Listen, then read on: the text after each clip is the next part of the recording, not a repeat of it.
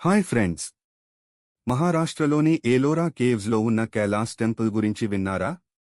ఒకే ఒక రాయిని కట్ చేసి నిర్మించిన ప్రపంచంలోనే అతిపెద్ద దేవాలయం ఇది.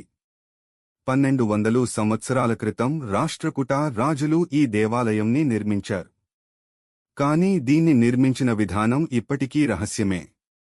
ఇప్పుడు ఆ రహస్యాల గురించి చూద్దాం. నంబర్ 1. టెంపుల్ మొత్తం ఒక పెద్ద రాయి నుండి కట్ చేసి తీర్చిదిద్దారు. నంబర్ 2.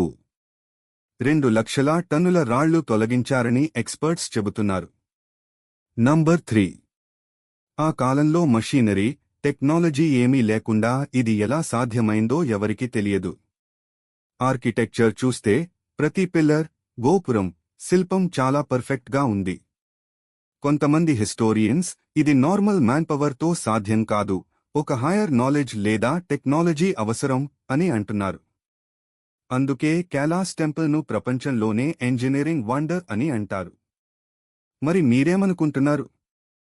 ఇది మన పూర్వీకుల ఎక్స్ట్రాఆర్డినరీ స్కిల్నా? లేక మరేదో రహస్యమైన పవర్ ఉందా? ఏమనుకుంటున్నారో కామెంట్ చేయండి. మరిన్ని ఇండియన్ మిస్టరీస్ కోసం సబ్స్క్రైబ్ చేయండి.